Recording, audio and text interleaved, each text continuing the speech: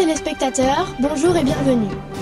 En titre de ce JT de Voltaire, spécial à la une demain, sécheresse et canicule sont d'ores et déjà annoncées pour notre région cet été. Le réchauffement climatique est en marche. Malgré la publicité faite à la marque Arena par la championne Laure Manodou, le processus de délocalisation est engagé pour la célèbre entreprise française de maillots de bain. Quelles conséquences économiques entraîne cette fermeture d'usine ? Les EGM font déjà partie de notre quotidien. Deux spécialistes feront le point sur l'utilisation de ces aliments. Enfin, nous reviendrons à la fin de ce journal sur les activités qui ont été menées cette année au collège où vous découvrirez quelques images savoureuses de la Voltaire Academy. Mais tout d'abord, pour introduire ce JT, nos envoyés spéciaux sont allés interroger diverses personnes qui participent à la vie du collège afin de connaître leur opinion sur quelques-uns des sujets traités. Voici donc le premier reportage, un micro-trottoir de Aurélia Cheradi et Julie Catala. Bonjour. Nous sommes allés à la rencontre de plusieurs personnes afin de recueillir leur avis sur des problèmes de société qui font régulièrement la une des médias. Suivez-nous.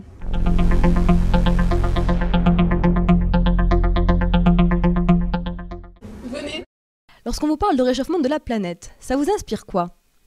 Il faut quand même trouver des solutions pour essayer de stopper tout ça. Pôle Nord et le Sud, c'est composé de glace et ça peut fondre. Et au niveau de la mer qui va monter et ça peut faire des inondations et tout.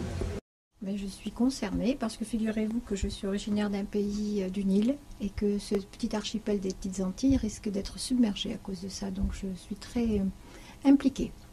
La délocalisation, c'est un danger pour les emplois?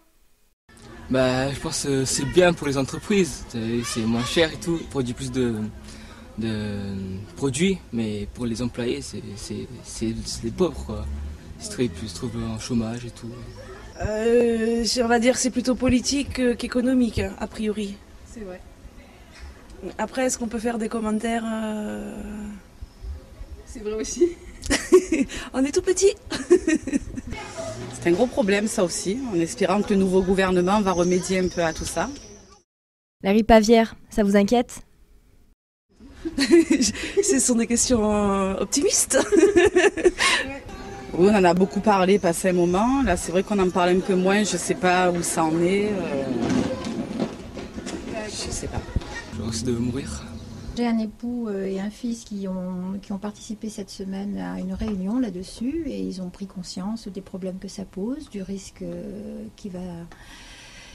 que l'on encourt d'un moment à l'autre et aussi le fait que l'on n'ait pas encore de véritables traitements curatifs.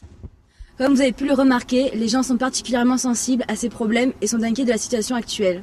C'est Julie et Aurélia qui vous ont présenté ce programme. À vous les studios.